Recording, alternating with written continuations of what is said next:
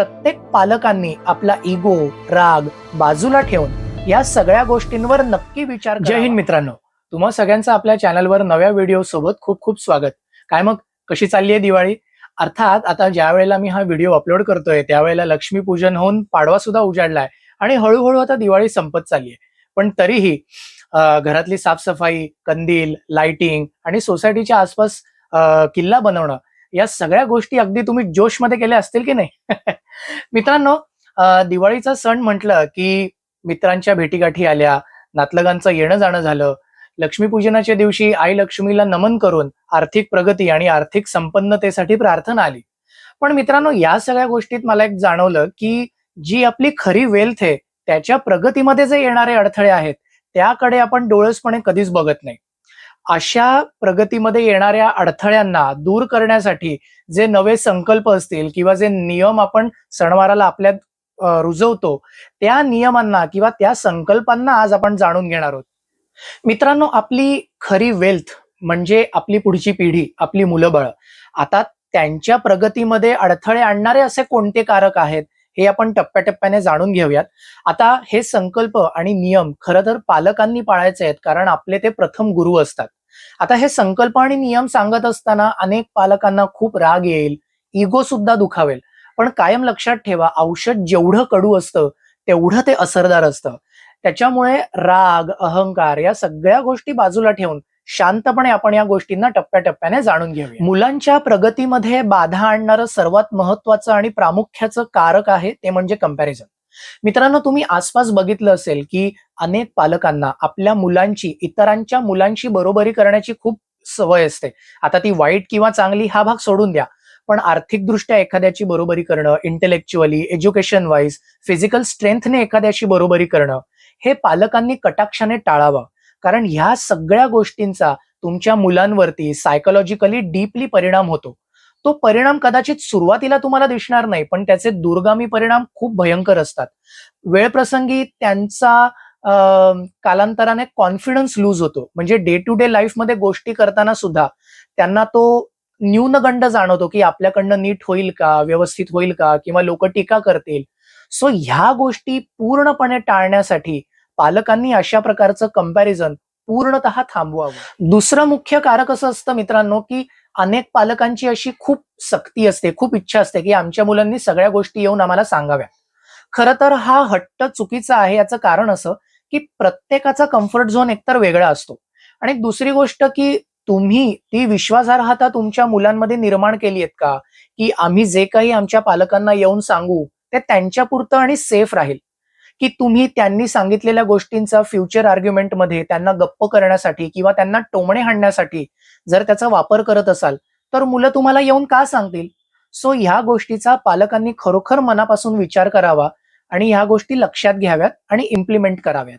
तिसरं मुख्य कारक असं असतं मित्रांनो की तुम्ही बघितलं असेल, म्हणजे नथिंग ऑफेन्सिव्ह, पण काही पालक आळशी असतात, त्यांच्याकडनं सगळ्या गोष्टी ऑर्गनाइज्ड राहत नाहीत। पण ते आपल्या मुलांकडनं फार अवास्तव अपेक्षा ठेवतात की मुलं डिसिप्लिन राहिली पाहिजेत, मुलांनी असं केलं पाहिजेत। खरं तर ज्या आचरणाची अपेक्षा तुम्ही मुलांकडनं करताय, पण तेच आचरण पहिले जर तुम्ही स्वतः अंगवळणी पाडलं नसेल, तुम्ही जर ते इम्प्लिमेंट करत नसाल, तर तुम्ही कुठच्या हक्काने मुलांना ते गोष्ट सांगणार आहात? आणि मुलं खूप सजग असतात, खूप चतुर असतात। त्याच्यामुळे ज्या गोष्टी तुम्ही सांगताय त्यांना पहिले त्या स्वतः अंगीकारा, त्या स्वतः अंमलात आणा आणि मग आपल्या मुलांना सांगा। मित्रांनो, चौथं कारक असं आहे की बऱ्याच पालकांना काळजी आणि हस्तक्षेप याच्यातला फरक कळत नाही। आपल्या मुलांच्या आयुष्यामध्ये अवाजवी हस्तक्षेप पालक करत असतात।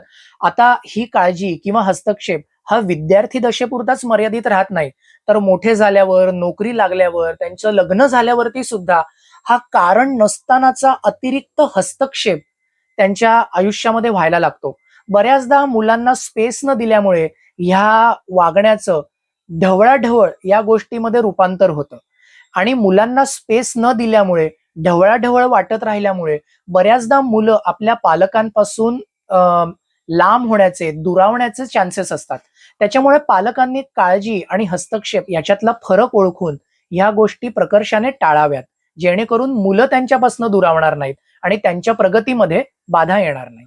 पाचवं महत्वाचं कारक असं आहे, की तुम्ही कधी जर नीट ऑब्झर्व्ह केलं, तर तुमच्या लक्षात असं येईल, की अगोदरच्या पिढीतले जे कॉम्पिटिशन किंवा इगो आहे, ते पालक आपल्या मुलांच्या थ्रू फुलफिल करण्याचा प्रयत्न करतात किंवा त्यांच्या ज्या सुप्त अपेक्षा आहेत, सुप्त इच्छा आहेत, ज्या ते पूर्ण करू शकले नाहीत, त्या अतिरिक्त अपेक्षांचा डोंगर किंवा भार ते आपल्या मुलांवरती देतात.